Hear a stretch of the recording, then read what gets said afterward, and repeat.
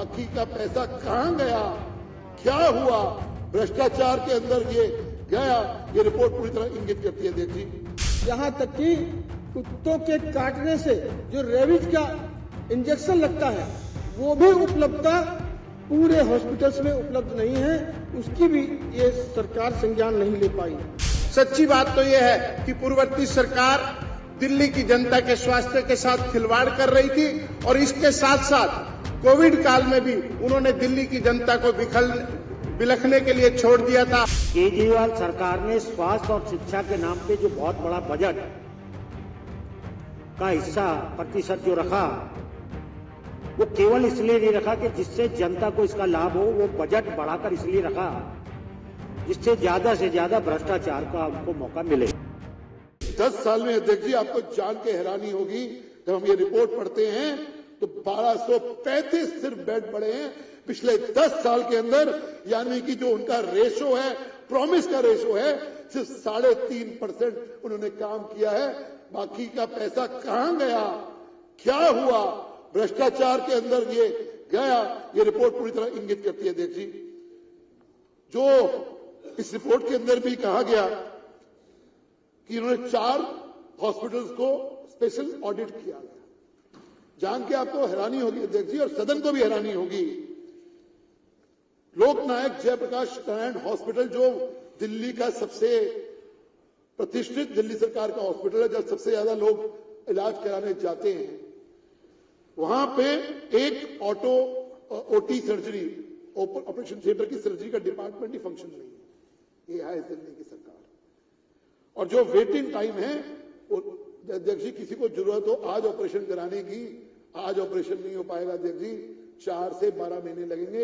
ये waiting time है इस सरकार, इस पूर्ववर्ती सरकार की हेल्थ क्रांति। यही चीज यहां नहीं रुकते हम सर अध्यक्ष जी, यहां पे 5 ईसीजी मशीन खराब है, 12 में से 12 ईसीजी मशीन 5 खराब है। 5 बिप जो ऑक्सीजन की सब मशीन होती हैं आईसीयू में नॉन फंक्शनल है अध्यक्ष जी।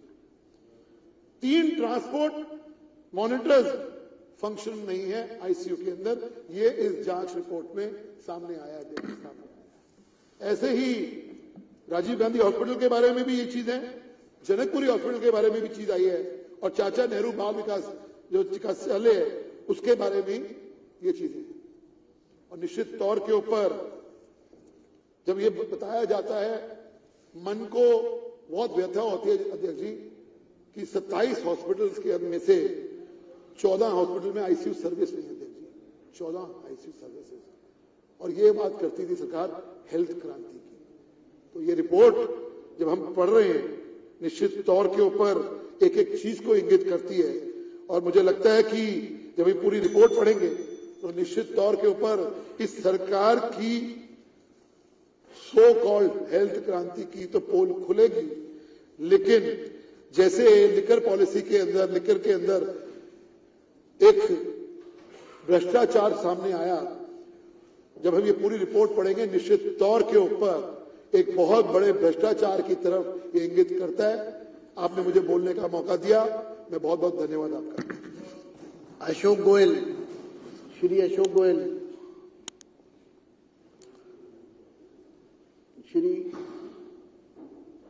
श्री अजय महावर,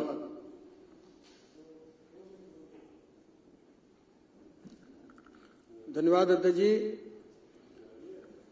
आज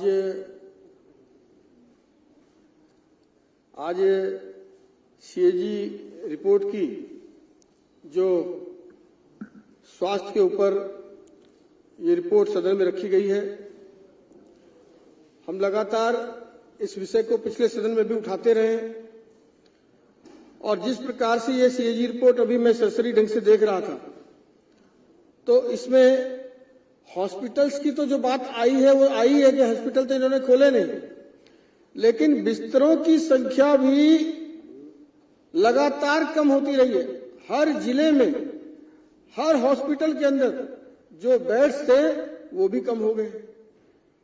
ये मोहल्ला क्लिनिक के ऊपर बड़ी पीठ थोपते थे अपनी।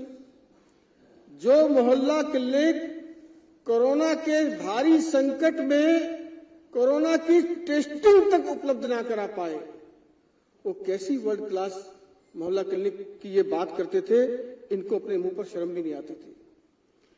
यहां पर रिपोर्ट में बहुत सारी चीजों का जिक्र अभी हरीश खुराना जी ने किया।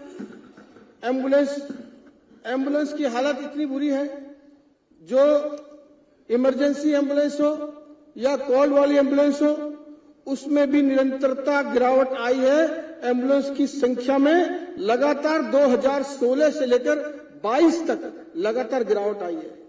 ये बातें बनाते थे बहुत बड़ी बड़ी, ये कहते थे कि हमने इतना ज्यादा बजट शिक्षा और स्वास्थ्य में दिया है, लेकिन दिल्ली का स्वास्थ्य बिल्कुल खराब कर दिया। वो पिछली बार एक बार अभय जी ने जिक्र किया था, एक व्यक्ति आया था खांसता खांसता, पूरी दिल्ली को आज खांसने पर मजबूर कर दिया।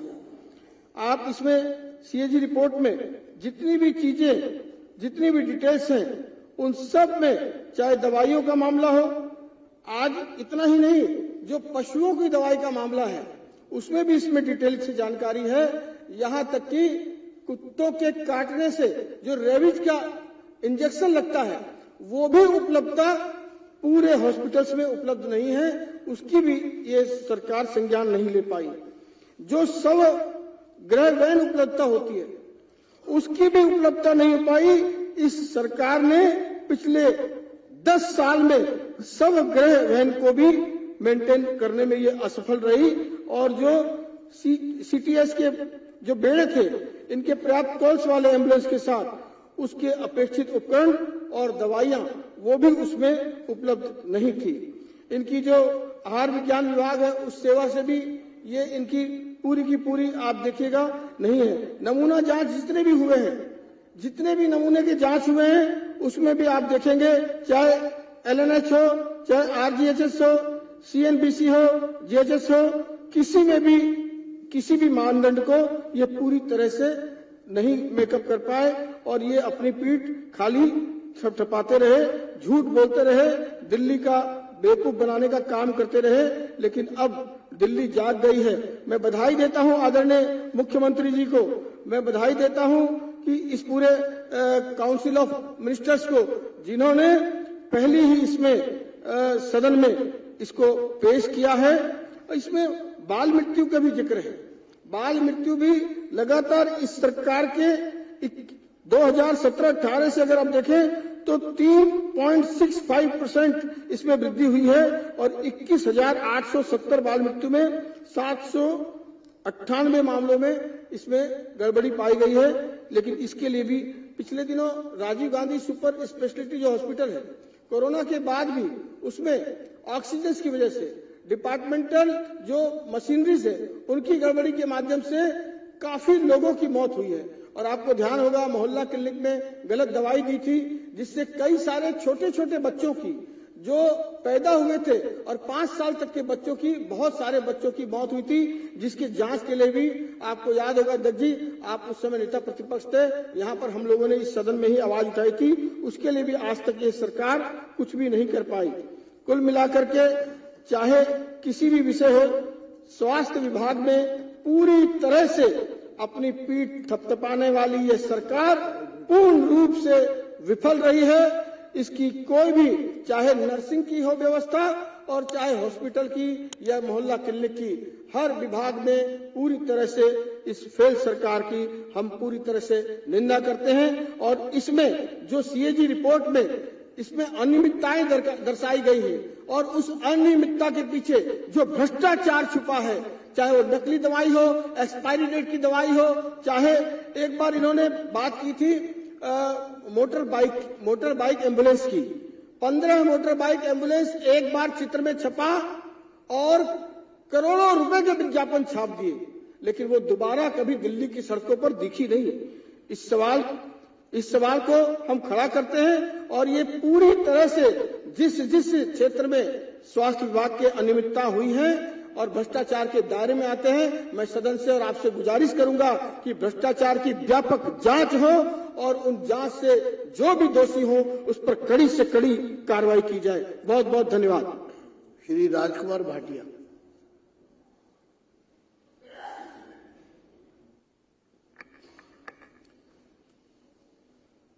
आदरणीय सभापति महोदय, मैं आभार व्यक्त करता हूं, आपने मुझे बोलने का अवसर दिया। साधुवाद की पात्र हैं दिल्ली की यशस्वी मुख्यमंत्री बहन श्रीमती रेखा गुप्ता जी और उनका मंत्रिमंडल, जिन्होंने दिल्ली की पहली जरूरत हेल्थ को, कैग रिपोर्ट को सदन के पटल पर रखा है। अभी सरसरी तौर पर देखते हुए हेल्थ में जो सबसे बड़ा फैक्टर है वो स्टाफ, मशीनरी और मरीज, 3 बिंदुओं पर टिकता है। और तीनों बिंदुओं में ही हिंदी के वर्जन पेज 22 पर जो अभी देखने को मिला है, चयनित अस्पतालों में कर्मचारियों की स्थिति, एक हॉस्पिटल में डॉक्टरों की जो भर्ती थी या डॉक्टरों की जो जरूरत थी उसमें 50 से 74% के पद जो है वो रिक्त पाए गए हैं। और ये हॉस्पिटल है RGCH, Rajiv Gandhi hospital, super specialist hospital, जिसका सीधा सीधा नियंत्रण दिल्ली सरकार के अंतर्गत था। और पैरामेडिकल स्टाफ में भी 22 से 56% नियुक्ति पद खाली पड़े हुए थे, जिसका कभी भी भरने के लिए कोई प्रयास नहीं किया गया।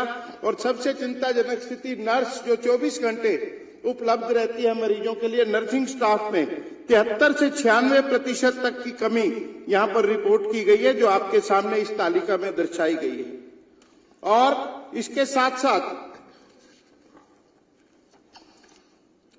फर्स्ट रिस्पॉन्स व्हीकल, जिसका अभी जिक्र भाई अजय महावर जी ने किया है, राष्ट्रीय राजधानी क्षेत्र में विशेष रूप से संकुल इलाके जरूरतमंद व्यक्तियों तक चिकित्सा सहायता प्रदान करने के लिए मोटरसाइकिल का उपयोग फर्स्ट रिस्पॉन्स व्हीकल शुरू करने के लिए 2018 में मंजूरी दी गई थी।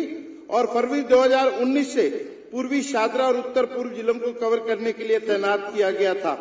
लेकिन लेखा परीक्षा में पाया गया कि FRV बाद में स्टाफ की कमी के कारण 2020 में वापस ले ली गई थी।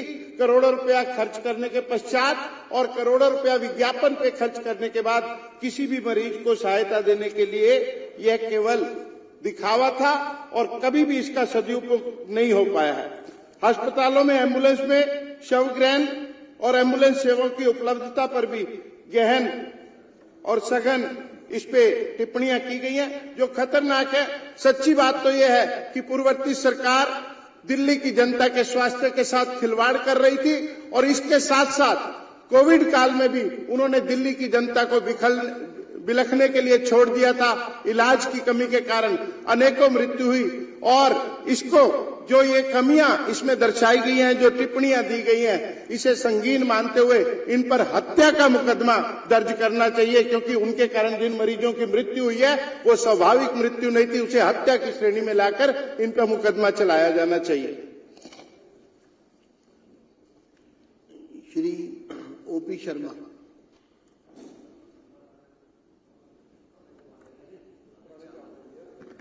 धन्यवाद अध्यक्ष जी।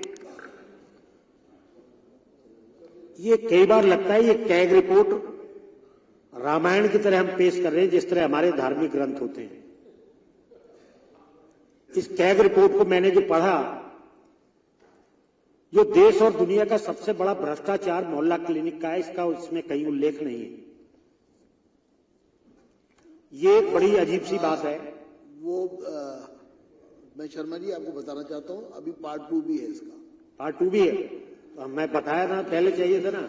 हम तो इसे समग्र समझ के इसकी वो कर रहे हैं।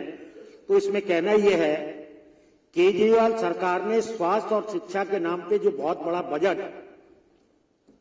का हिस्सा प्रतिशत जो रखा, वो केवल इसलिए नहीं रखा कि जिससे जनता को इसका लाभ हो, वो बजट बढ़ाकर इसलिए रखा जिससे ज्यादा से ज्यादा भ्रष्टाचार का हमको मौका मिले।